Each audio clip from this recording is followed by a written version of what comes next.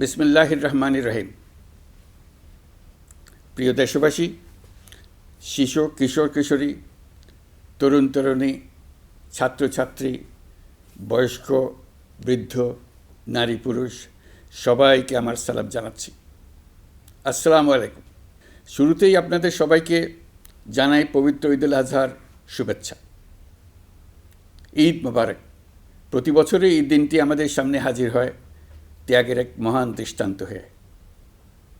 আমরা যদি কোরবানির মাহাত্ম্যকে ধারণ করে লোভ, স্বার্থপরতা, হিংসা বিদ্বেষ মুক্ত হয়ে সমাজ ও রাষ্ট্র বিনির্মাণে নিজেদের নিয়োজিত করতে না পারি, তাহলে কোরবানির ঈদ আনুষ্ঠানিকতা ছাড়া আর কিছুই নয়। আসুন এবছর কোরবানিকে সুন্দর, ত্যাগের মহিমায় মহিমান্বিত করে গরিব বান্ধব করে তোলে। প্রিয় দেশবাসী, কোরবানির পশুর চামড়া থেকে অর্জিত আয়ে আমার আপনার দরিদ্র আত্মীয় পরিজন, প্রান্তিক জনগোষ্ঠী ও দেশের লক্ষ লক্ষ মাদ্রাসা শিক্ষার্থী উপকৃত হয়। আমাদের গরিব স্বজন ও প্রতিবেশীরা তাদের হক যেন ঠিক ঠিক বুঝে পায়, সেদিকে আমাদের মনোযোগ দিতে হবে। তবেই এই উৎসবটি হয়ে উঠবে ধনী গরিব সকলেরই উৎসব। পশুর চামড়ার ন্যায্য মূল্য নির্ধারণ, বর্জ্য ব্যবস্থাপনা সহ সার্বিক বিষয়ে সুষ্ঠু ব্যবস্থাপনা নিশ্চিত করতে সরকারের একটি উচ্চ পর্যায়ের কমিটি কাজ করছে। একটি কন্ট্রোল রুমও খোলা হয়েছে। কোরবানির চামড়া সংক্রান্ত যে কোনো সমস্যা, অভিযোগ ও পরামর্শ এই হটলাইনের নম্বরে ফোন করে নেওয়া যাবে। আমরা এই বছর কোরবানির পশুর চামড়া সংরক্ষণে 30,000 টন লবণ বিনামূল্যে সরবরাহ করেছি। কোরবানির ঈদে আরও একটি গুরুত্বপূর্ণ বিষয় হলো পরিষ্কার পরিচ্ছন্নতা। আমি দেশবাসীর প্রতি আকুল আহ্বান জানাই, আপনারা সকলে পরিবেশ পরিচ্ছন্ন রাখতে সমবেতভাবে এগিয়ে আসবেন। বিশেষ করে তরুণ তরুণীদেরকে এই বিষয়ে দৃষ্টি আকর্ষণ করছি। এবছর যারা হজ ব্রত পালন করছেন তাদের প্রত্যেককে জানাচ্ছি আন্তরিক শুভেচ্ছা ও অভিনন্দন। মহান রব্বুল আলমিনের অশেষ মেহেরবানিতে, আপনাদের দোয়ায় এবং সংশ্লিষ্ট সবার সর্বোচ্চ আন্তরিকতা ও পেশাদারিত্বের ফলে এবছর আমাদের হজ ব্যবস্থাপনায় সাফল্য এসছে। প্রথমবারের মতো সরকারি ব্যবস্থাপনায় লাব্বায়েক অ্যাপের মাধ্যমে হজের সার্বিক ব্যবস্থাপনা ও সেবা নিশ্চিত করা হচ্ছে। এখন পর্যন্ত হজ ব্যবস্থাপনায় কোনো অনিয়মের খবর আসেনি। টাকা দিয়েও হজে যেতে না পারার যন্ত্রণা কাউকে কাঁদতে হয়নি। হজ ক্যাম্প কিংবা বিমানবন্দরে কোনো হাজিকে প্রতিবাদ বিক্ষোভ করতে হয়নি। প্রথমবারের মতো সরকারি টাকায় কাউকে হজে পাঠানো হয়নি। প্রিয় দেশবাসী, ঈদ উল ফিতরের অভিজ্ঞতাকে কাজে লাগিয়ে দীর্ঘমেয়াদে বাজারের জিনিসপত্রের দাম স্থিতিশীল রাখতে আমরা তৎপর হয়েছি। এবার কোরবানির ঈদেও কোনো জিনিসের দাম যাতে আকস্মিকভাবে বেড়ে না যায়, সেদিকে আমরা সর্বোচ্চ নজর দিয়েছি। ফলে এবার আলু, পেঁয়াজ, ডিম, চিনি, শাকসবজি, তরিতরকারি ও মশলাসহ অধিকাংশ পণ্যের দাম গত বছরের তুলনায় কমেছে। আমরা সার্বিক বাজার ব্যবস্থাকে দুর্বৃত্তদের চক্র থেকে বের করে এনে বাজারে একটা প্রতিযোগিতামূলক পরিবেশ তৈরি করতে পেরেছি। জনগণকে ন্যায্য মূল্যে নিত্য প্রয়োজনীয় জিনিস পৌঁছে দিতে সরকারের সব রকমের চেষ্টা অব্যাহত আছে। পাশাপাশি এই কোরবানির ঈদেও দেশবাসী যাতে নির্বিঘ্নে নিজেদের দেশের বাড়িতে যাতায়াত করতে পারেন, সেজন্য সরকার সর্বোচ্চ ব্যবস্থা নিয়েছে। আইনশৃঙ্খলা বাহিনীর সদস্যরা মানুষের জানমালের নিরাপত্তায় সজাগ রয়েছেন। ঈদের ছুটির মধ্যেও বিপুল সংখ্যক কর্মকর্তা কর্মচারী এবং পুলিশ ও সেনাবাহিনীর সদস্যরা অক্লান্ত পরিশ্রম করছেন। আমি তাদের প্রতি আন্তরিক কৃতজ্ঞতা জানাচ্ছি। শুধু ঈদের সময় নয়, আগামী দিনে কখনোই বাস, রেল ও বিমান যাত্রায় কোনো ধরনের অনিয়ম যাতে না হয়, সেজন্য সরকার একটি কেন্দ্রীয় অনলাইন টিকেটিং প্ল্যাটফর্ম করতে যাচ্ছে, যেখানে এই একই প্ল্যাটফর্ম থেকেই যাত্রীরা খুব সহজেই বাস, ট্রেন ও ফ্লাইটের টিকিট ক্রয় করতে পারবেন। একই রকমভাবে সব ধরনের সরকারি সেবা যাতে জনগণের দোরগোড়ায় পৌঁছে যায়, সেজন্য নাগরিক সেবা বাংলাদেশ এই নামে একটি সেন্টার পরিচালিত হচ্ছে। দেশের সর্বত্র শহরে, হাটে বাজারে তরুণ তরুণীদের মাধ্যমে বেসরকারি ব্যবস্থাপনায় সার্ভিস সেন্টার স্থাপনের কাজ শুরু করেছে। এটি ঢাকা শহরে কয়েকটি সেবাকেন্দ্রের মাধ্যমে শুরু হয়েছে। প্রশিক্ষণপ্রাপ্ত স্থানীয় তরুণ উদ্যোক্তারা নাগরিক সেবাকেন্দ্র থেকে সাধারণ নাগরিকদের এনআইডি, পাসপোর্ট, লাইসেন্স, পুলিশের কাছে জিডি করা, কর ফাইলিং করা সহ বিভিন্ন সরকারি ডিজিটাল সেবা দেবেন। এর ফলে দালাল চক্রের খপ্পর থেকে মুক্তি পাওয়া যাবে, নানা রকম হয়রানি ও ভোগান্তি কমবে বলে আমরা আশাবাদী। এই প্রজেক্ট শূন্য বাজেটে আমরা শুরু করেছি। দেশের বিদ্যমান অব্যবহৃত সম্পদ ব্যবহার করেই সামনে এগিয়ে চলা সম্ভব, এটাই আমরা বাস্তবে করে দেখার চেষ্টা করছি। আমাদের চেষ্টা হচ্ছে প্রতিটি মন্ত্রণালয় থেকে যতগুলি সেবা এর আওতায় আনা যায় সবগুলোকে নিয়ে আসা। আমরা চেষ্টা করছি যাতে শিশু জন্মগ্রহণ করা মাত্রই তার জন্মসনদ পেয়ে যায়। ওটাই হবে তার নাগরিক স্বীকৃতি এবং রাষ্ট্র কর্তৃক তার দায়িত্ব গ্রহণের অঙ্গীকার। ওইখান থেকেই যাবতীয় সকল সনদ সে তার নাগরিক অধিকার হিসেবে ক্রমাগতভাবে সম্মানের সঙ্গে পেতে থাকবে। এক অফিস থেকে আরেক অফিসে তার দৌড়াতে হবে না, দালালের পেছনে মাসের পর মাস ঘুরতে হবে না। বিদেশ সফরে গেলে সেখানকার প্রবাসী বাংলাদেশিরা প্রায় আমাদেরকে সরকারি সেবা পেতে নানা রকম দুর্ভোগের কথা জানান। প্রবাসীদের জন্য বিদেশে তাদের নিজ নিজ শহরে আমরা বেসরকারি উদ্যোগে পরিচালিত নাগরিক সেবা কেন্দ্র স্থাপনের উদ্যোগ নিচ্ছি। সেখান থেকেই তারা পাসপোর্ট নবায়ন, জাতীয় পরিচয়পত্র ইত্যাদি সংগ্রহ করতে পারবেন।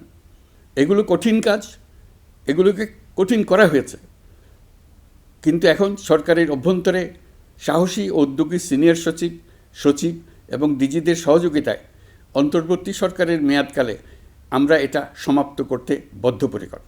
প্রিয় দেশবাসী, আপনারা জানেন ঐতিহাসিক অভ্যুত্থানের পর এই সরকার যখন দায়িত্ব গ্রহণ করে তখন দেশের অর্থনৈতিক অবস্থা ছিল ভয়াবহ। ভয়ঙ্করভাবে যুদ্ধবিধ্বস্ত দেশের অর্থনীতিও এতটা খারাপ থাকে না যতটা খারাপ করে দিয়েছে 16 বছরের লাগামহীন লুটপাটতন্ত্র। আশার বিষয় হচ্ছে শুধু ব্যাংক নয়, প্রত্যেকটি আর্থিক প্রতিষ্ঠান এখন ঘুরে দাঁড়িয়েছে। জনগণের আমানত এখন নিরাপদ। অর্থনীতির অধিকাংশ সূচক ইতিবাচক ধারায় ফিরে এসছে। আমাদের অর্থনীতির ইতিবাচক ধারা বিদেশি বিনিয়োগকারীদেরকেও আকৃষ্ট করছে। বৈদেশিক মুদ্রার রিজার্ভ শূন্যে নেমে যাওয়ার ভয়ে পতিত সরকার বিদেশি ব্যবসায়ীদের আয় নিজ দেশে নিতে দিচ্ছিল না। আমরা সেটা নিরসন করেছি। বৈদেশিক মুদ্রার রিজার্ভকে ইতিবাচক অবস্থায় নিয়ে আসতে পেরেছি। এই অর্থ বছরে আমরা চেষ্টা করেছি এমন একটি বাজেট দিতে যা সত্যিকার অর্থে জনকল্যাণমুখী হয়। দেশের ইতিহাসে প্রথমবারের মতো একটি বাজেট তার আগের বছরের চেয়ে ছোট হয়েছে। প্রবৃত্তিকেন্দ্রিক ধারণা থেকে সরে এসে আমরা চেষ্টা করেছি সামগ্রিক উন্নয়নের ধারণায় জোর দিতে। এই বাজেট প্রথাগত ভৌত অবকাঠামো তৈরির খতিয়ান নয়। এই বাজেটে প্রাধান্য দেওয়া হয়েছে মানুষকে। নজরদারি বৃদ্ধির ফলে রপ্তানি আয় বেড়েছে। অর্থনীতির দুঃসময়ে আমাদের প্রবাসী ভাই বোনেরা রেমিটেন্স যোদ্ধা হিসেবে এগিয়ে এসছেন, যার ফলে রেমিটেন্স প্রবাহ উল্লেখযোগ্যভাবে বৃদ্ধি পেয়েছে। আমি জাতির পক্ষ থেকে সকল রেমিটেন্স যোদ্ধাকে কৃতজ্ঞতা জানাচ্ছি। স্বৈরাচারী সরকারের পতনের পর অর্থ পাচার রোধে কঠিন পদক্ষেপ নিয়েছে অন্তর্বর্তী সরকার। এছাড়া পুরনো আমদানির দায় পরিশোধ হওয়ায় বৈদেশিক মুদ্রার রিজার্ভের উপরও চাপও কমেছে। রাজস্ব আদায় বাড়ানোর জন্যে পূর্ব ঘোষণা অনুযায়ী জাতীয় রাজস্ব বোর্ড এনবিআর ভেঙে অর্থ মন্ত্রণালয়ের অধীনে রাজস্ব নীতি বিভাগ এবং রাজস্ব ব্যবস্থাপনা বিভাগ নামে দুটি স্বতন্ত্র বিভাগ প্রতিষ্ঠা করা হয়েছে। এটি একটি বড় কাঠামোগত সংস্কার।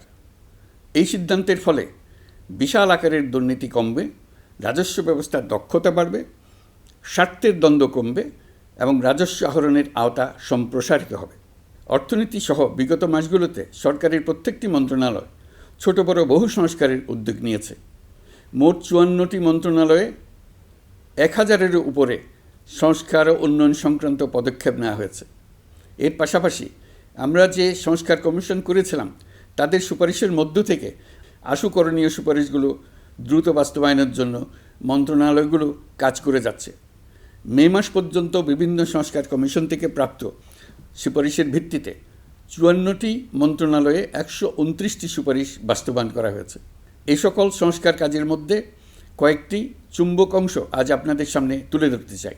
আইন ও বিচার বিভাগ মোট 33টি গুরুত্বপূর্ণ সুপারিশ ইতিমধ্যে বাস্তবায়ন করেছে। এর মধ্যে উল্লেখযোগ্য হল ইন্টারন্যাশনাল ক্রাইমস ট্রাইব্যুনাল অ্যাক্ট 1973 সংশোধন ও পুনর্গঠন করে আইনটি আন্তর্জাতিক মানের সাথে সামঞ্জস্যপূর্ণ করা। বিচার বিভাগীয় সংস্কার কমিশনের প্রস্তাব অনুযায়ী সুপ্রিম কোর্ট বিচারক নিয়োগ অধ্যাদেশ 2025 প্রণয়ন ও জারি করা হয়েছে। এর অধীনে প্রথমবারের মতো বাংলাদেশের ইতিহাসে গণবিজ্ঞপ্তির মাধ্যমে সুপ্রিম কোর্টে বিচারক নিয়োগের সুযোগ তৈরি হয়েছে।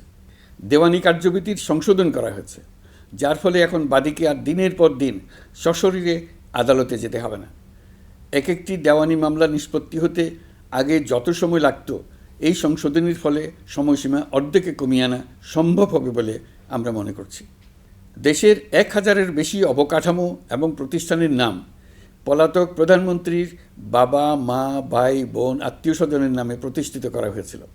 তার মধ্যে ছিল সেনানিবাস, বিমানঘাঁটি, নৌবাহিনীর জাহাজ, মেগা সেতু, সড়ক, স্থাপনা, স্কুল, কলেজ, বিশ্ববিদ্যালয়, হাসপাতাল, গবেষণা কেন্দ্র, আরও বহু কিছু। এগুলোর সব নাম পরিবর্তন করা হয়েছে। নারী ও শিশু নির্যাতন দমন আইন সংশোধন করা হয়েছে। প্রবাসী ভাই বোনদের অনেক দিনের দাবির পরিপ্রেক্ষিতে পাওয়ার অফ অ্যাটর্নি বিধিমালা সংশোধন করা হয়েছে। এখন পুরনো পাসপোর্টে নো ভিসা রিকোয়ার্ড স্টিকার থাকলে কিংবা জন্মসনদ থাকলে বিদেশ থেকে পাওয়ার অফ অ্যাটর্নি সম্পাদন করতে পারবে। আগামী 2 মাসের মধ্যে আইনগত সহায়তা কার্যক্রম ব্যাপকভাবে বিস্তার করা হবে। বছরে এখন গড়ে 35,000 মামলা নিষ্পত্তি হয়। আমাদের লক্ষ্য এটিকে 2 লক্ষ মামলায় উন্নতি করা। মামলা দায়েরের 48 ঘন্টার মধ্যেই যাদের বিরুদ্ধে মামলার কোনো ভিত্তি নেই তাদের বাদ দেওয়ার ব্যবস্থা করা হচ্ছে। আমরা সর্বোচ্চ চেষ্টা করেছি দেশের মানুষকে লুটপাটতন্ত্র থেকে বের করে আনতে। আপনারা জানেন, বিগত 16 বছরে উন্নয়নের নামে মেগা প্রকল্প নিয়ে কী পরিমাণ লুটপাট হয়েছে। মেগা প্রকল্পগুলো যেন হয়ে উঠেছিল মেগা ডাকাতির প্রকল্প। আমরা দায়িত্ব গ্রহণের পরপরই বিভিন্ন উন্নয়ন প্রকল্প পুনরায় মূল্যায়ন করে দেখেছি যে প্রায় সব প্রকল্পেই ভৌতিক ব্যয় ধরা হয়েছে। শুধুমাত্র সড়ক, পরিবহন ও মহাসড়ক বিভাগ, সেতু বিভাগ, রেল মন্ত্রণালয়, বিদ্যুৎ বিভাগ, জ্বালানি ও খনিজ সম্পদ বিভাগ, এই 5টি বিভাগে ব্যয় সংকোচ করা হয়েছে 46,308 কোটি টাকা। এই টাকা দিয়ে জ্বালানি খাতে সমস্ত বকেয়া মিটিয়ে দিয়ে বকেয়ার পরিমাণ শূন্যে নামিয়ে আনা হয়েছে। বৈদেশিক ঋণ পরিশোধ করে সব ধরনের ঋণের ফাঁদ থেকে বেরিয়ে আসা আমাদের অগ্রাধিকার। দেশে বিনিয়োগ বাড়ানো ও নতুন কর্মসংস্থান তৈরিতে আমাদের গুরুত্ব দিতেই হবে। তা না হলে এদেশকে আমরা যে স্থানে নিয়ে যেতে চাই সেখানে নিয়ে যাওয়া সম্ভব হবে না। বিনিয়োগ ও কর্মসংস্থানের ব্যাপারে রাজনৈতিক দল ও জনগণ আমাদের সর্বাত্মক সমর্থন করছেন। সকলের মধ্যে ব্যাপক আগ্রহ, কৌতূহল আমাদের অনুপ্রেরণা যোগাচ্ছে। সংশ্লিষ্টদের সঙ্গে আলোচনা করে বিনিয়োগ পরিবেশ উন্নত করতে 30টি মূল সংস্কার কাজকে অগ্রাধিকার দেওয়া হয়েছে এবং ইতিমধ্যে 18টি সুপারিশ বাস্তবায়ন করা হয়েছে। বিনিয়োগ বান্ধব পরিবেশ গড়ে তুলতে এবং দেশি বিদেশি শিল্প প্রতিষ্ঠানের মধ্যে সংযোগ সৃষ্টি করতে আমরা সর্বোচ্চ চেষ্টা করে যাচ্ছি। গত অক্টোবর হতে মার্চ পর্যন্ত নেট বিদেশি বিনিয়োগ এসছে মোট 756 মিলিয়ন মার্কিন ডলার, অর্থাৎ প্রায় 9,247 কোটি টাকা। বাংলাদেশ ইনভেস্টমেন্ট সামিট 2025-এ নির্দিষ্ট খাতভিত্তিক সেশনের মাধ্যমে ব্যবসায়ী চেম্বার, ব্যাংক ও বেসরকারি খাতের অন্যান্য অংশীদারদের মধ্যে আলোচনা হয়েছে।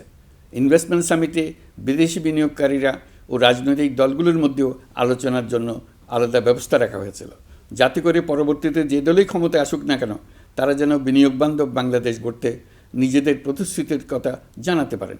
সম্প্রতি চীনের বাণিজ্যমন্ত্রী চীনের 100টি কোম্পানির প্রায় 150 বিনিয়োগকারী ও ব্যবসায়ী নিয়ে বাংলাদেশে এসছেন। আমরা আশা করছি খুব দ্রুতই বড় আকারের বিদেশি বিনিয়োগ দেখতে পাব। সম্প্রতি আমি চীন, কাতার, জাপান সহ কয়েকটি দেশ সফর করেছি। এসব সফরেও বিভিন্ন বৈঠকে বাংলাদেশের অর্থনৈতিক সম্ভাবনা অগ্রগতির কথা তুলে ধরেছি। দ্বিপাক্ষিক বাণিজ্য বিনিয়োগের বিষয়ে ফলপ্রসূ আলোচনা হয়েছে। আরও বেশি সংখ্যক বাংলাদেশি যাতে বিদেশে কর্মসংস্থানের সুযোগ পায় সে চেষ্টা করেছি। বাংলাদেশে কাতারি বিনিয়োগকারীদের জন্য একটি বিশেষ অর্থনৈতিক অঞ্চল গড়ে তোলার বিষয়ে আমাদের মধ্যে আলোচনা হয়েছে। বাংলাদেশের লাখো লাখো ছেলেমেয়েরা মাদ্রাসায় পড়াশোনা করে, তাদের জন্য প্রযুক্তি শিক্ষা ও বিদেশি ভাষা শিক্ষা চালু করতে আমরা কাতার চ্যারিটির সাহায্য চেয়েছি। গত মাসে আমি জাপান সফরে গিয়েছিলাম। এই সফরে জাপানের প্রধানমন্ত্রী বাংলাদেশকে বাজেট সহায়তা ও রেলপথ উন্নয়নের জন্য $1 বিলিয়ন মার্কিন ডলারের ঋণ ঘোষণা করেছেন। দ্বিপাক্ষিক 3টি চুক্তিপত্র বিনিময় হয়েছে। এই সফরে দুই দেশের মধ্যে অর্থনৈতিক বিনিয়োগ ও অন্যান্য সহযোগিতার ক্ষেত্রে 6টি সমঝোতা স্মারক অর্থাৎ এমওইউ স্বাক্ষর হয়েছে। বাংলাদেশের কর্মশক্তির দক্ষতা বৃদ্ধি এবং জাপানে তাদের কর্মসংস্থান সহজতর করার লক্ষ্যে জাপানের সঙ্গে আমরা 2টি সমঝোতা স্মারকে স্বাক্ষর করেছি। জাপানের শ্রমিক সংকট রয়েছে, আমরা আগামী 5 বছরে জাপানে 1 লক্ষ কর্মী পাঠানোর চুক্তি সই করেছি। এর চাইতে আরও বেশি শ্রমিক ক্রমাগতভাবে পাঠানোর আয়োজন করে এসছে। প্রিয় দেশবাসী, 1971 সালে বাংলাদেশ স্বাধীন হওয়ার পর অর্থনৈতিকভাবে আমাদের যে উন্নতির শিখরে থাকার কথা ছিল, বিশ্বের কাছে মাথা উঁচু করে দাঁড়াবার কথা ছিল, সেই উচ্চতায় আমরা পৌঁছতে পারিনি। আমরা চাই বাংলাদেশ দক্ষিণ এশিয়ার অর্থনৈতিক প্রাণকেন্দ্র হিসেবে প্রতিষ্ঠিত হোক। এই কারণে বিনিয়োগ পরিষেবার উন্নয়নের পাশাপাশি বন্দরের সক্ষমতা বাড়াতে উদ্যোগ নিয়েছি। এটা করা সম্ভব না হলে দেশের কোটি কোটি মানুষের বেকারত্ব ঘুচবে না, অর্থনৈতিক সংকট রয়েই যাবে। চট্টগ্রাম বন্দর নিয়ে অনেকের মধ্যে কৌতূহল তৈরি হয়েছে। মাঝে মাঝে এমন কথাও শুনেছি যে এই বন্দর বিদেশিদেরকে নাকি দিয়ে দেওয়া হচ্ছে। আমি আগেও জানিয়েছি, চট্টগ্রাম বন্দর হলো বাংলাদেশের অর্থনীতির হৃৎপিণ্ড। বর্তমানে এই হৃৎপিণ্ড অতি দুর্বল। এখন যে অবস্থায় আছে সেই অবস্থায় তাকে রেখে দিলে আমাদের অর্থনীতিকে সামনে এগিয়ে নিয়ে যাওয়া সম্ভব হবে না। এই হৃৎপিণ্ডকে বড় করতে হবে, মজবুত করতে হবে, সুঠাম করতে হবে। তা করতে হলে বহু উদ্যোগ গ্রহণ করতে হবে, অভিজ্ঞদের সাহায্য লাগবে। আমরা যাদের সঙ্গে যোগাযোগ করেছি তারা বন্দর ব্যবস্থাপনায় বিশ্বের সেরা, সবচেয়ে অভিজ্ঞ। তারা ইউরোপ, কানাডা, অস্ট্রেলিয়া, চীন, দক্ষিণ কোরিয়া, ভারত, পাকিস্তান, তুরস্ক, মধ্যপ্রাচ্য ও আফ্রিকা সহ বিশ্বজুড়ে বন্দর পরিচালনা করে। তাদের কাজ বন্দর ব্যবস্থাপনা। আমাদের লক্ষ্য হলো বন্দর ব্যবস্থাপনার কাজ যত তাড়াতাড়ি সম্ভব তাদের কাছ থেকে শিখে নেওয়া। আমি গ্যারান্টি দিয়ে বলতে পারি, যদি 31 সালের মধ্যে আমরা বন্দরের কাজ শিখে ফেলি, এর পরবর্তী 5 বছরে অর্থাৎ 36 সালের মধ্যে পৃথিবীর যত দেশে যত বন্দর এই কোম্পানিগুলো চালায় তাদের বহু বন্দর এই বাংলাদেশিরাই পরিচালনা করবে। আপনারা যে বন্দরেই পা দেবেন দেখবেন সেখানে বাংলাদেশিরা আছেন। বহু লোকের কর্মসংস্থান হবে, বহু লোকের উপরে ওঠার সুযোগ হবে। তাদের নিজেদের প্রয়োজনেই তারা আমাদের চাকরি দেবে। আগে যে কোনো জাহাজে চড়লে দেখতাম জাহাজের নাবিক চট্টগ্রামের কিংবা সিলেটের। বন্দরের কাজ একবার শিখে নিতে পারলে ভবিষ্যতে আমরা যে বন্দরে যাব না কেন দেখব সেখানে চট্টগ্রাম, নোয়াখালী, সিলেট আর বরিশালের লোক, বাংলাদেশের লোক। আমাদের বন্দর যদি আধুনিক হয় তা শুধু বাংলাদেশের অর্থনীতিতেই ভূমিকা রাখবে না, বরং আমরা নেপাল, ভুটান সহ পার্শ্ববর্তী সকল দেশের অর্থনীতিতে ইতিবাচক ভূমিকা রাখতে সক্ষম হব। এই বন্দরই হবে অঞ্চলের অর্থনীতির সমৃদ্ধির চাবিকাঠি। কুমিরা থেকে টেকনাফ পর্যন্ত নানা বন্দরের কর্মচাঞ্চল্যে সমগ্র উপকূল অঞ্চল দক্ষিণ এশিয়ার একটি গুরুত্বপূর্ণ অর্থনৈতিক প্রাণকেন্দ্র হিসেবে প্রতিষ্ঠিত হবে। এই পুরো অঞ্চলে অনেকগুলো শিল্পাঞ্চল গড়ে উঠবে শুধু সমুদ্রের সান্নিধ্য এবং তার ব্যবহারের দক্ষতার কারণে। তার সঙ্গে গড়ে উঠবে আরেকটি নতুন শিল্প, আধুনিক পদ্ধতিতে সমুদ্রে মাছ পালন, আহরণ ও প্রক্রিয়াজাতকরণের শিল্প। এটি আরেকটি নতুন জগৎ সৃষ্টি করবে। এই ব্যাপারে আমরা আমাদের বন্ধু দেশগুলোর সঙ্গে আলোচনা শুরু করেছি এবং তারা উৎসাহ সহকারে সাড়া দিয়েছেন। বন্দর ব্যবস্থাপনার জন্য আমরা যাদেরকে আনছি তারা পৃথিবীর যেসব দেশে কাজ করে সেসব কোনো দেশেরই সার্বভৌমত্ব, জাতীয় নিরাপত্তা হুমকির মুখে পড়েনি। আমি দেশবাসীর প্রতি আহ্বান জানাই, আপনারা নিজেদেরকে ভিত্তিহীন বিরোধিতা এবং অপপ্রচারের শিকার হতে দেবেন না। অন্তর্বর্তীকালীন সরকারের বন্দর ব্যবস্থাপনার উদ্যোগে আপনাদের দৃঢ় সমর্থন অব্যাহত রাখুন। যারা বিরোধিতা করছে তাদের প্রতিহত করুন। আপনারা জানেন আমাদের দেশে এখন 12 লক্ষ রোহিঙ্গা বসবাস করছে। প্রায় 1 লাখ রোহিঙ্গা এসছে 2023 সাল থেকে 2024 সালের সেপ্টেম্বর সময়কালে, যখন রাখাইন রাজ্যে ব্যাপক যুদ্ধাবস্থা বিরাজ করছিল। সেখানে চলমান সংঘাত ও মানবিক পরিস্থিতির কারণে এখনও অনেকে আসতে চেষ্টা করছেন। রোহিঙ্গাদের বাংলাদেশে আসা বন্ধ করতে এবং যারা ইতিমধ্যে বাংলাদেশে অবস্থান করছেন তাদের প্রত্যাবাসনের জন্য আমরা উদ্যোগ নিয়েছি। আমরা যখন দায়িত্ব গ্রহণ করেছিলাম তখন রোহিঙ্গা ইস্যুটিকে প্রায় মৃত অবস্থায় পেয়েছিলাম। আন্তর্জাতিক এজেন্ডা থেকে ইস্যুটি ঝরে পড়েছিল।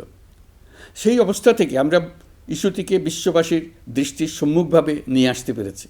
আমি গত বছর সেপ্টেম্বর মাসে জাতিসংঘ সাধারণ পরিষদে রোহিঙ্গা বিষয়ক একটি আন্তর্জাতিক সম্মেলন অনুষ্ঠানের আহ্বান জানিয়েছিলাম।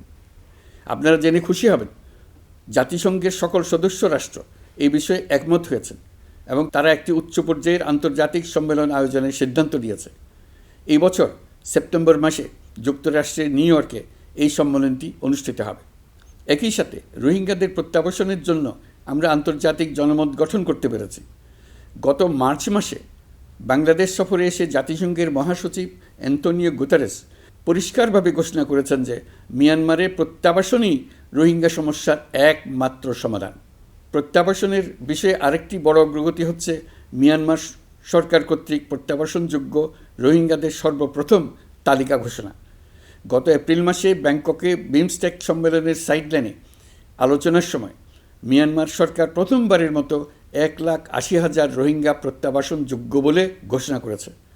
রোহিঙ্গাদের প্রত্যাবাসনে ও আমাদের সীমান্তের নিরাপত্তা নিশ্চিত করতে মিয়ানমারের সরকার সহ সেখানকার বিদ্রোহী গোষ্ঠীর সাথে আনুষ্ঠানিক ও অনানুষ্ঠানিক যোগাযোগ রাখা হচ্ছে। আমরা যত দেশেই সফর করেছি সব দেশেই রোহিঙ্গা সংকট মোকাবেলায় রাষ্ট্রীয় নেতা ও সরকারের প্রতিনিধিদের সঙ্গে আলোচনা করেছি, তাদের সহযোগিতা চেয়েছে। তারা ইতিবাচকভাবে আমাদের আহ্বানে সাড়া দিয়েছেন। জাতিসংঘের মহাসচিব গত মার্চ মাসে ঢাকা সফরকালে রাখাইন রাজ্যে মানবিক বিপর্যয়ের মোকাবেলার জন্য একটি ত্রাণ চ্যানেলের প্রস্তাব করেছিলেন। তিনি বলেছিলেন এই প্রস্তাবটি রোহিঙ্গাদের প্রত্যাবাসনে সহায়ক হবে। বিষয়টি প্রস্তাব পর্যায়ে রয়ে গেছে। আমরা লক্ষ্য করেছি রাখাইনের জন্য বাংলাদেশ করিডোর দিয়ে দিয়েছে বলে একটা অপপ্রচার চালানো হচ্ছে। আমি সুস্পষ্টভাবে বলছি, এটা সর্বৈব মিথ্যা। এটা চিলে কান নিয়ে যাওয়ার গল্প। যারা অসত্য কল্পকাহিনী বানিয়ে বাংলাদেশের মানুষকে ক্রমাগত বিভ্রান্ত করে অশান্তি সৃষ্টিতে নিয়োজিত, এটা তাদেরই শিল্পকর্ম। আপনারা এ বিষয়ে হুঁশিয়ার থাকবেন, কোনোভাবেই বিভ্রান্ত হবেন না। এসব অপপ্রচার সত্ত্বেও আমরা লক্ষ্যচ্যুত হব না। এই জটিল সমস্যাটি সমাধানে আমাদের কাজ চালিয়ে যাব। প্রিয় দেশবাসী, আগামী মাসে জুলাই গণ অভ্যুত্থানের বছর পূর্ণ হবে। যাদের আত্মত্যাগের কারণে এই অভ্যুত্থান সম্ভব হলো, আমরা তাদেরকে এবং তাদের পরিবারকে প্রতি মুহূর্তে আমাদের দৃষ্টিতে রেখেছি। তাদের জন্য নানা কর্মসূচি আমরা বাস্তবায়ন করে চলেছি। এখন পর্যন্ত 834টি শহীদ পরিবারের মধ্যে 630টি শহীদ পরিবারকে 10 লক্ষ টাকা করে 63 কোটি টাকার সঞ্চয়পত্রের জন্য ব্যাংক চেক দেওয়া হয়েছে। অবশিষ্ট যারা আছেন তাদের ওয়ারিশ নির্ধারণ সংক্রান্ত বিষয়গুলি নিষ্পত্তি সাপেক্ষে সঞ্চয়পত্র দেওয়া হবে। এর পাশাপাশি গণ অভ্যুত্থানে আহত প্রায় 12,500 জনকে 106 কোটি টাকা দেওয়া হয়েছে। গণ অভ্যুত্থানে আহতদের মধ্যে সরকারি বেসরকারি বিভিন্ন হাসপাতালে এই পর্যন্ত 15,393 জন চিকিৎসা গ্রহণ করেছেন। স্বাস্থ্যসেবা বিভাগের মাধ্যমে 40 জন আর মুক্তিযুদ্ধ বিষয়ক মন্ত্রণালয়ের মাধ্যমে 11 জনকে উন্নত চিকিৎসার জন্য সিঙ্গাপুর, থাইল্যান্ড ও রাশিয়া পাঠানো হয়েছে। তাদের চিকিৎসা বাবদ এই পর্যন্ত সরকার 61 কোটি টাকা ব্যয় করেছে এবং এই ব্যয় অব্যাহত আছে। আরও 28 জন জুলাই যোদ্ধাকে উন্নত চিকিৎসার জন্য সিঙ্গাপুর, থাইল্যান্ড ও তুরস্কে পাঠানোর প্রক্রিয়া চলছে। এখন পর্যন্ত বিভিন্ন হাসপাতালে চিকিৎসাধীনদের যুক্তরাজ্য, যুক্তরাষ্ট্র, ফ্রান্স, সিঙ্গাপুর, থাইল্যান্ড, চীন, মালয়েশিয়া ও নেপাল থেকে 26 জন বিশেষজ্ঞ চিকিৎসক এসে বিনামূল্যে চিকিৎসা দিয়েছেন। এই চিকিৎসকবৃন্দ শুধু যাতায়াত খরচ গ্রহণ করেছেন, এর বেশি কিছু তারা গ্রহণ করতে চান নাই। আমরা তাদের প্রতি কৃতজ্ঞ। এই পর্যন্ত শহীদ পরিবারগুলোকে সঞ্চয়পত্র প্রদান, আহত ব্যক্তিদের চিকিৎসা ও চেক প্রদান বাবদ সরকার মোট 285 কোটি টাকা ব্যয় করেছে। প্রিয় দেশবাসী, আমি শুরু থেকেই বলেছি, পতিত স্বৈরাচার বাংলাদেশকে যেভাবে ধ্বংসস্তূপ বানিয়েছে, সেখান থেকে নতুন করে যাত্রা শুরু করতে হলে ন্যূনতম 3টি আবশ্যিক কাজ সম্পন্ন করতে হবে। প্রথমত, বিচার ও জবাবদিহিতা প্রতিষ্ঠার উদ্যোগ দৃশ্যমান করে তোলা। দ্বিতীয়ত, রাষ্ট্রের গণতান্ত্রিক পুনর্গঠন ও প্রাতিষ্ঠানিক কাঠামোর সংস্কার সাধনে প্রয়োজনীয় ঐক্যমত ও পথনকশা তৈরি করা। তৃতীয়ত, একটি অবাধ, সুষ্ঠু ও শান্তিপূর্ণ নির্বাচন আয়োজন করে ক্ষমতা হস্তান্তরের গণতান্ত্রিক প্রক্রিয়া সম্পন্ন করা। এই লক্ষ্যে ধ্বংসপ্রাপ্ত নির্বাচন ব্যবস্থাকে স্থায়ীভাবে সংস্কার করা। এই 3টি ম্যান্ডেট হচ্ছে দেশবাসীর সাথে আমাদের চুক্তি। 24-এর শহীদের রক্তে ভেজা এই চুক্তি আপনাদের সার্বিক সমর্থন, আস্থা ও সহযোগিতা নিয়ে এবং পতিত শক্তি ও তার দোসরদের সৃষ্ট সকল বাধা বিপত্তিকে পরাভূত করে আমরা সম্মিলিতভাবে বাস্তবায়ন করতে সক্ষম হব বলে আমার দৃঢ় বিশ্বাস। গত বছর জুলাই আগস্ট মাসে সংঘটিত হত্যাযজ্ঞ সহ বিগত 16 বছরের গুম খুন নির্যাতনের সত্য উদ্ঘাটন এবং আর্থিক খাতের সীমাহীন দুর্নীতি, অনিয়ম ও অপরাধের বিচার প্রক্রিয়া আমরা শুরু করেছি। মানবতাবিরোধী অপরাধের বিচারের জন্য আন্তর্জাতিক অপরাধ ট্রাইব্যুনাল গঠনের পর প্রসিকিউশন টিম গঠন ও তদন্ত কর্মকর্তা নিয়োগের পাশাপাশি বিচারিক কার্যক্রম পরিচালনা প্রক্রিয়াধীন ছিল। যত দ্রুত সম্ভব বিচার কাজ শুরুর ব্যাপারে আমরা আশাবাদী ছিলাম। আপনারা জানেন, জুলাইয়ে সংঘটিত হত্যাযজ্ঞের বিচার ইতিমধ্যে শুরু হয়ে গেছে। বিচার কাজ যেন দ্রুত গতিতে সম্পন্ন হয় সেজন্য সরকারের পক্ষ থেকে যত রকম সহযোগিতা প্রয়োজন আমরা তা দিচ্ছি। বিচারের জন্য আন্তর্জাতিক অপরাধ ট্রাইব্যুনালের এজলাস কক্ষ ডিজিটাল প্রযুক্তিতে সমৃদ্ধ করা হয়েছে। ইতিহাসে প্রথমবারের মতো কোনো বিচার পর্ব আদালতের অনুমতিক্রমে সরাসরি কিংবা রেকর্ডকৃত পদ্ধতিতে গণমাধ্যমে প্রচারিত হচ্ছে। আমরা বিশ্বাস করি এতে করে বিচার বিভাগের প্রতি মানুষের আস্থা বাড়বে, বিচার নিয়ে অপপ্রচার বন্ধ হবে। প্রসিকিউশন বলছে, বিগত সরকার পতনের পর তাদের আজ্ঞাবহ ব্যক্তিরা বিভিন্ন গুরুত্বপূর্ণ সাক্ষ্য প্রমাণ বিনষ্ট করার চেষ্টা করেছে। থানা, হাসপাতাল সহ গুরুত্বপূর্ণ স্থানের দলিলপত্র পুড়িয়ে বা লুকিয়ে নষ্ট করার চেষ্টা করা হয়েছে। বিভিন্ন অপরাধমূলক স্থাপনার আকার, আকৃতি, দেয়াল ইত্যাদি ভেঙে এবং বিকৃত করে প্রমাণ লুকানোর চেষ্টা করা হয়েছে।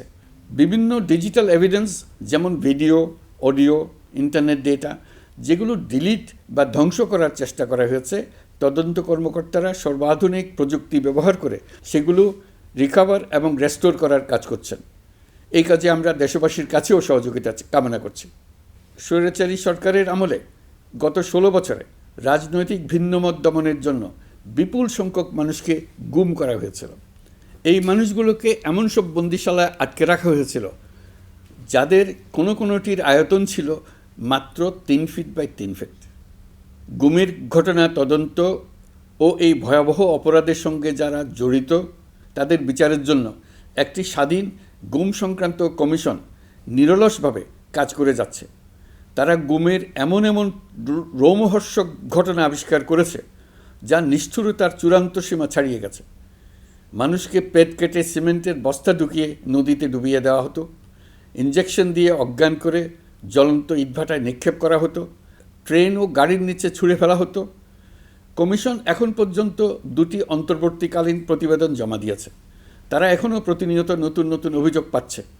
ইতিমধ্যে গুমের তদন্ত কার্যক্রমের জন্য ঢাকা শহরের 3টি, চাঁপাইনবাবগঞ্জ ও বগুড়া জেলায় 3টি গুমের কেন্দ্র পরিদর্শন ও সাক্ষ্য গ্রহণ করা হয়েছে।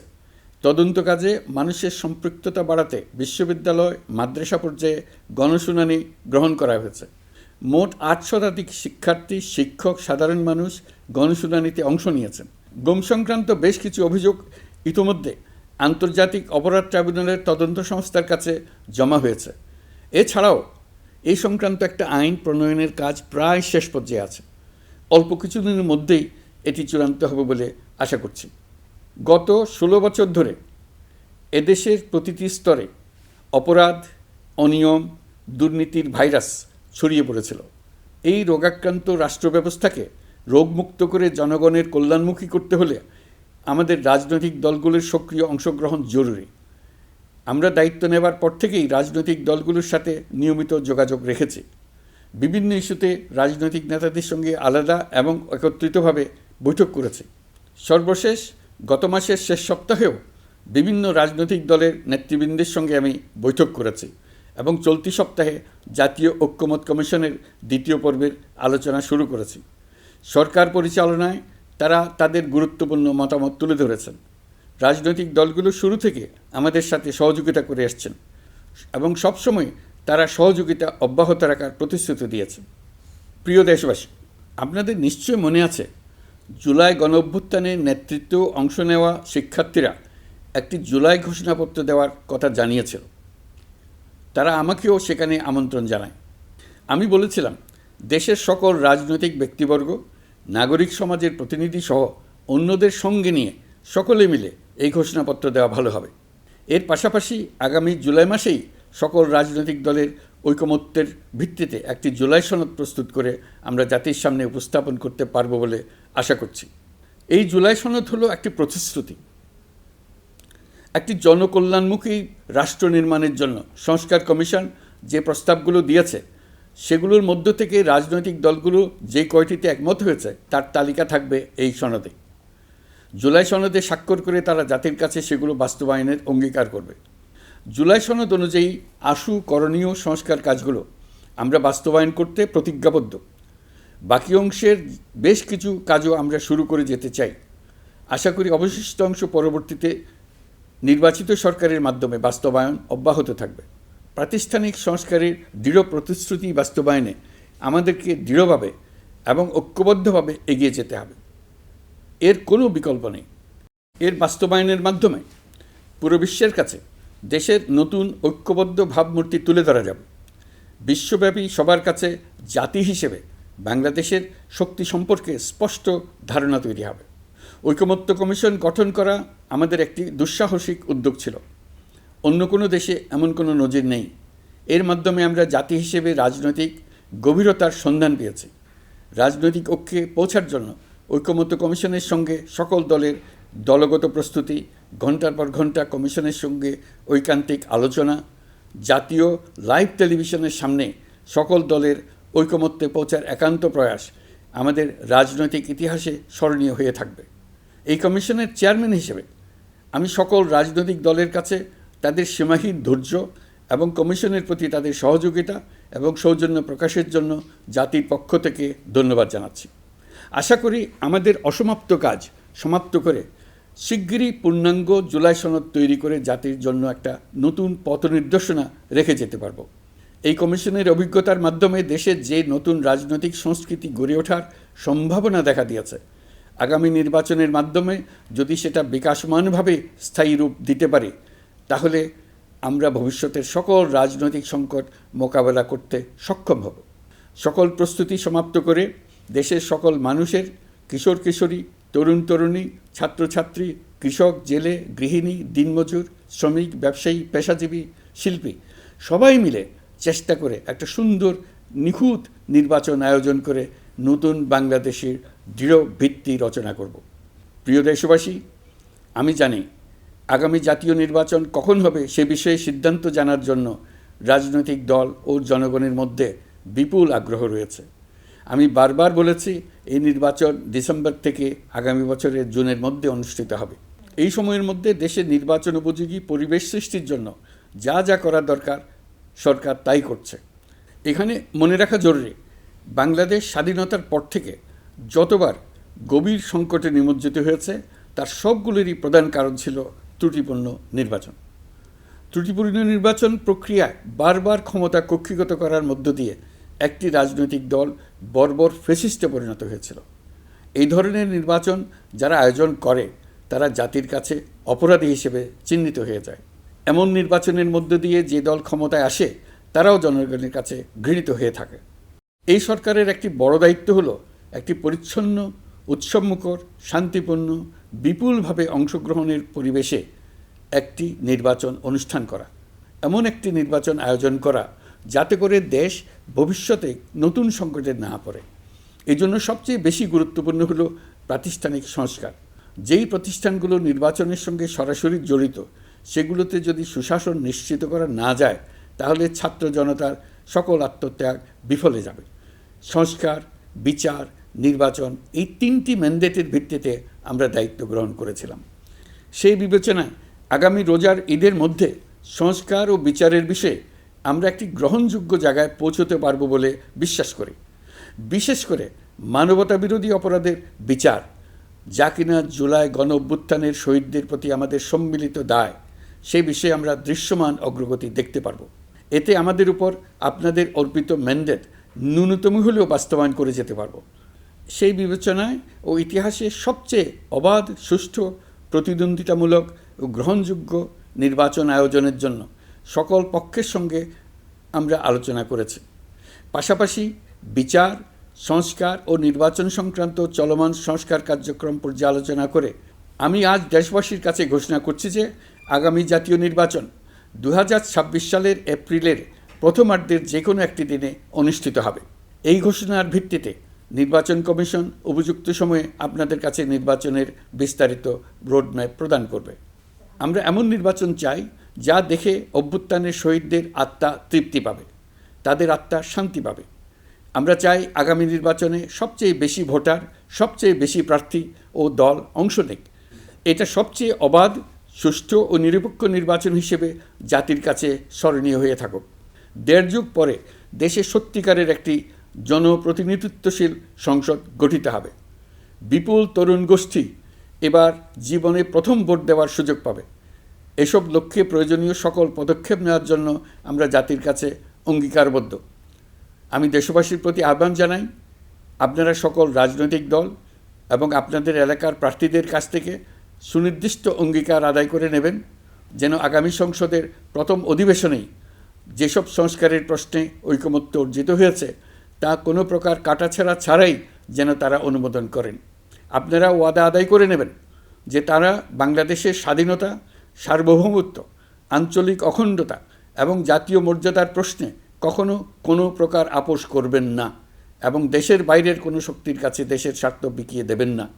আপনারা তাদের কাছে সুনির্দিষ্ট প্রতিশ্রুতি আদায় করে নেবেন এই মর্মে যে তারা কখনোই কোনো অবস্থাতেই আপনাদের গণতান্ত্রিক অধিকার ও মানবিক মর্যাদার ক্ষুণ্ণ করবেন না। আপনারা তাদের কাছে অঙ্গীকার আদায় করে নেবেন যে তারা সম্পূর্ণ সততা ও স্বচ্ছতার সাথে দেশ পরিচালনা করবেন এবং সকল প্রকার দুর্নীতি, দলীয়করণ, টেন্ডারবাজি, সিন্ডিকেটবাজি, চাঁদাবাজি, সন্ত্রাসী কর্মকাণ্ড ইত্যাদি গণবিরোধী কাজ থেকে নিজেদেরকে সম্পূর্ণভাবে মুক্ত রাখবেন। আমি আপনাদের আবারও স্মরণ করিয়ে দিতে চাই যে এবারের নির্বাচন শুধু শান্তিপূর্ণ নির্বাচন করার বিষয় নয়, এটা ছাত্র জনতার অভ্যুত্থানের আকাঙ্ক্ষা নতুন বাংলাদেশ গড়ার নির্বাচন। এই নির্বাচনে পরিচিত দলগুলিই থাকবে, তাদের পরিচিত মার্কাগুলিই থাকবে, কিন্তু ভোটারকে বের করে আনতে হবে যে এই মার্কার পেছনে আপনার কাছে ভোট প্রার্থীরা কে কতটুকু নতুন বাংলাদেশ গড়ার জন্য প্রস্তুত, কে কতটা প্রতিজ্ঞাবদ্ধ। আমরা যারা এই নির্বাচনে ভোটার হব তারা অত্যন্ত সৌভাগ্যবান এবং সৌভাগ্যবতী। আমরা একটা অনন্য ঐতিহাসিক ভূমিকা পালনের সুযোগ ও দায়িত্ব পাচ্ছি। আমরা জাতির নতুন যাত্রাপথ তৈরি করে দেওয়ার দায়িত্ব পাচ্ছি। আমরা নতুন রাজনৈতিক সংস্কৃতি সৃষ্টির মহান সুযোগটা পাচ্ছি। আমাদের সুচিন্তিত ভোটের মাধ্যমেই নতুন বাংলাদেশ নির্মিত হবে। শহীদদের রক্তদান সার্থক হবে। আশা করি বিষয়টা নিয়ে চিন্তাভাবনা করেই সবাই ভোট কেন্দ্রে যাব এবং দৃঢ়প্রত্যয়ে ভোট দেব। এখন থেকে ভাবনা চিন্তা শুরু করুন, আলোচনা শুরু করুন। এখন থেকে আপনাদের ভোটের গুরুত্বটা বুঝে নিন। আপনার এবারের ভোটের গুরুত্ব ঐতিহাসিক মানদণ্ডে দেখা হবে। প্রিয় দেশবাসী, আমাদের সবসময় মনে রাখতে হবে পতিত ফ্যাসিবাদ ও তার দেশি বিদেশি দোসররা নতুন বাংলাদেশ গড়ার সম্মিলিত প্রচেষ্টাকে পদে পদে বাধাগ্রস্ত করার চেষ্টা চালিয়ে যাচ্ছে। তারা নানামুখী অপপ্রচারে লিপ্ত। তারা সবসময় চাইবে জুলাই অভ্যুত্থানের মাধ্যমে তৈরি হওয়া জাতীয় ঐক্যের শক্তিকে পরাভূত করতে, গণতান্ত্রিক আকাঙ্ক্ষা বাস্তবায়নের প্রচেষ্টাকে লাইনচ্যুত করতে এবং বাংলাদেশকে পুনরায় করায়ত্ত করতে। আমি আগেও বলেছি, আজ আবারও বলছি, আমরা একটা যুদ্ধ অবস্থায় আছি। এখন আমাদের একতাবদ্ধ থাকতে হবে যে কোনো মূল্যে। পরাজিত শক্তি এবং তাদের সহযোগীরা ওত পেতে বসে আছে আমাদের ছোবল মারার জন্য, আমাদের অগ্রযাত্রাকে রুখে দেওয়ার জন্য। আমরা তাদের কিছুতেই এই সুযোগ দেব না।